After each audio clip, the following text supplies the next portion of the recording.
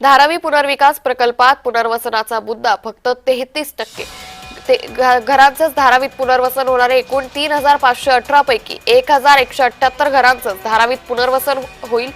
DRP अंतिम परिशिष्ट 2 मधून हे स्पष्ट झालेलं आहे. 57% घरं ही गृहनिर्माण लाभांसाठी पात्र असल्याची माहिती समोर येते.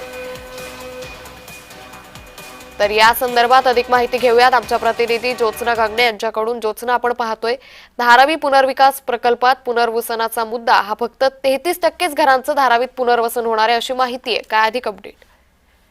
अंकिता, अगदी बरोबर आहे. धारावी पुनर्विकास प्रकल्प याच्यावरून जे आहे ते राजकीय गदारोळ तर सुरू आहे, मात्र स्थानिक लोकांचा सुद्धा खूप मोठा रोष आहे.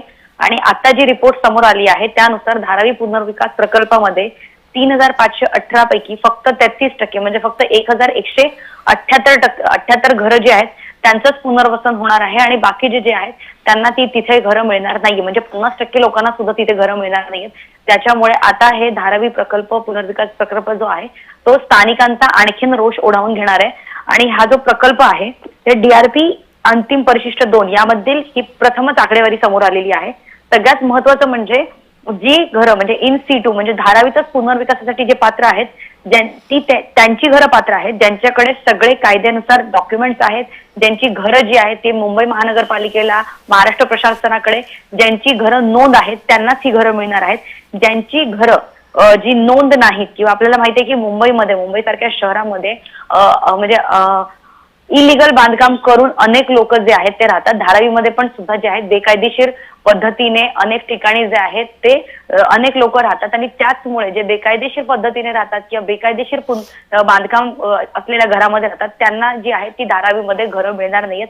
आणि त्याचमुळे 3,518 पैकी केवळ 1,178 म्हणजे जवळपास फक्त 1,200 लोकांना घरं मिळणार आहेत. आणि ही घरं फक्त गृहनिर्माण लाभांसाठी पात्र ठरलेली आहेत.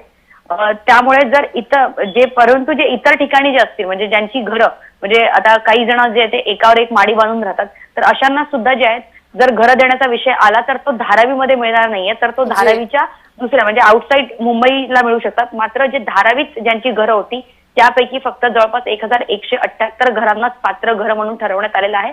त्याचं कारण त्यांचे डॉक्युमेंट आणि ते कायदेशीररित्या ज्यांची नोंद जी आहे मुंबई महानगरपालिकेमध्ये आणि महाराष्ट्र प्रशासनाकडे अशांनाच घरं मिळणार आहे. त्यामुळे जसं जसं धारावी प्रकल्प पुढे जाईल तसं तसं स्थानिकांचा आणि धारावी प्रकल्पाचा रोष जो आहे तो एक मोठा वादळ जो आहे तो आपल्याला पाहायला मिळेल. कारण फक्त घरांचा किती घरं मिळणार आहे यावरच हा वाद नाहीये अंकिता, तर किती स्क्वेअर फीटचं घर मिळणार आहे. त्याशिवाय जे स्थानिक लोक आहेत तिथे त्यांचे धंदे म्हणजे ते जे काम करतात किंवा त्यांचे जे रोजगाराचा धंदा असतो ते अनेक प्रकारे म्हणजे धारावीला छोटं बीकेसी म्हटलं जातं. तिथे कुंभारवाडा आहे, तिथे चमड्याचे बिझनेस होतात, तिथे जेवणाचे बिझनेस होतात, फूड सप्लाय केलं जातं, तिथे अनेक प्रकारचे छोटे छोटे बिझनेस होतात. मात्र ते बिझनेस सकट आम्हाला तिथे घरं द्या अशा प्रकारची मागणी.